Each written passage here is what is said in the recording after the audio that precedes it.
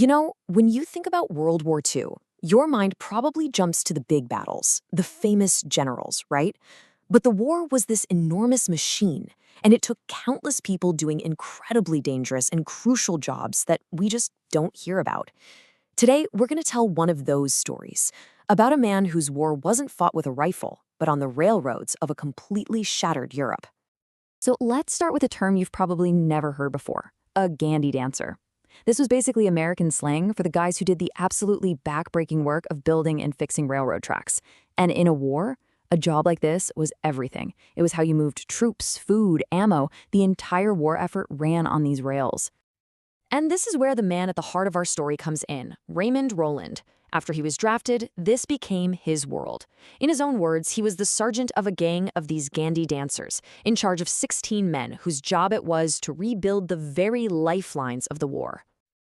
So you might be wondering, how exactly does a guy working on railroads in the US end up rebuilding tracks in the middle of a war zone?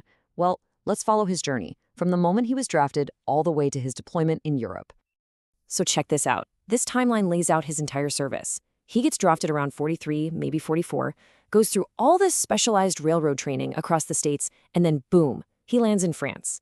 He would end up spending a year and a half over there, working his way through France, Belgium, and Germany. And get this, he didn't get back to New York until April of 1946, well after the war in Europe was actually over. For Raymond and his guys, their war looked a little different. It wasn't about charging enemy lines, not at all. Their mission was this monumental task of engineering and just sheer hard labor, literally rebuilding a continent's shattered infrastructure, one railroad tie at a time. And the challenge they were up against? It was huge. As the German army retreated, they had perfected this method of destroying railways that was, as Raymond put it, just brutally efficient. They weren't just blowing up a bridge here and there, they had a system to make miles of track totally useless. And here's how they did it. It's actually kind of ingenious in a destructive way. They'd attach this giant hook to a train, drop it right down onto the tracks, and then just floor it. As the train raced forward, that hook would just splinter all the wooden ties and flip the steel rails over, leaving behind this twisted, mangled mess. So you see the genius in the destruction, right? But the rebuilding, that was all about brute force. As Raymond said it so plainly, their job was to just come in with a bulldozer, shove all the wreckage aside, and build a brand new track. It was just this relentless cycle. They destroy, we rebuild. But don't think for a second that because they weren't on the front lines, they were safe. No way. Danger was literally everywhere, and it often popped up in the most unexpected ways. Let's look at two of his close calls that prove just how real that danger was.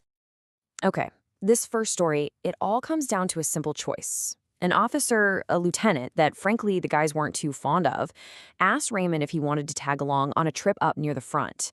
Raymond thought about it, knew he had duty the next day, and just said, "Nah, I'll stay behind." And that one decision, it saved his life. The officer, a driver, and a clerk went on without him, and they drove right into a machine gun nest. The lieutenant and the driver were killed on the spot. The clerk was so badly wounded he never fully recovered. As Raymond said later, "That's how close I come being in it." Just unbelievable. All right, get this next one. This happened when he was just trying to get a moment to himself.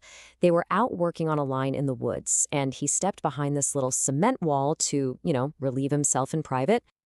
And right then, something catches his eye. A wire, a thin wire. He follows it with his eyes, and his heart must have just stopped. It was a tripwire, hooked directly to a hand grenade that was just sitting there on a fence. He had walked right into a booby trap. He had to slowly, carefully back his way out without making a sound.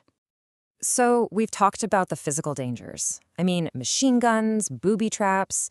But the war had this other cost, a hidden, emotional one. And this next part really gets to that.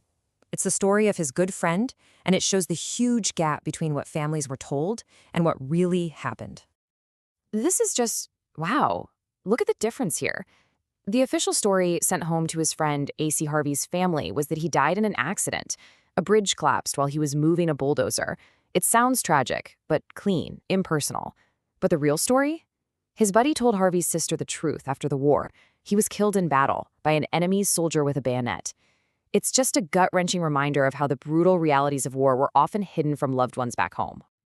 Okay, so the war in Europe is over. You'd think it's time to go home, right? Well, not so fast. There was still a war raging in Japan, and a lot of soldiers were being redeployed. But Raymond had a plan. And his journey home, it turned out to be almost as dangerous as his time in Europe. So here's the deal. The Army's lining guys up, giving them physicals to see who's getting shipped out to the Pacific. But Raymond, he was done. He had served his time, and he was determined to get home. And then he hears this little rumor, a tip that could change everything. And this was his ticket home. It's so simple, it's genius. Right before his physical, he pops a couple of aspirin. And just like the rumor said, it spiked his blood pressure. The doctors took one look at his reading, decided he wasn't fit for deployment, and just like that, he was cleared to go home.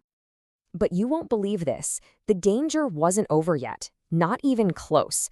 The trip back across the Atlantic was a total nightmare. They sailed right into a monster storm, and apparently the ship's captain was drunk the entire trip. He refused to slow down, and a giant wave smashed the front of the ship wide open. For days, the emergency pumps were just going nonstop to keep them from sinking. They somehow managed to limp into New York Harbor, where the military police came on board and arrested the captain right there on the spot. And when you look back at everything, the rebuilding, the close calls, that insane trip home, it all comes down to this one simple, powerful idea he lived by. This quote says it all. He wasn't there for adventure or glory. His one and only goal was to do his job and to come back alive. Raymond's story is just one, a single story from a global conflict. And it really makes you think, doesn't it? For every famous battle we know about, how many other stories of quiet courage, of strange luck, and profound loss are still out there, untold? How many other Gandhi dancers, mechanics, cooks, and clerks have histories that are just as important to understanding what that war was really like?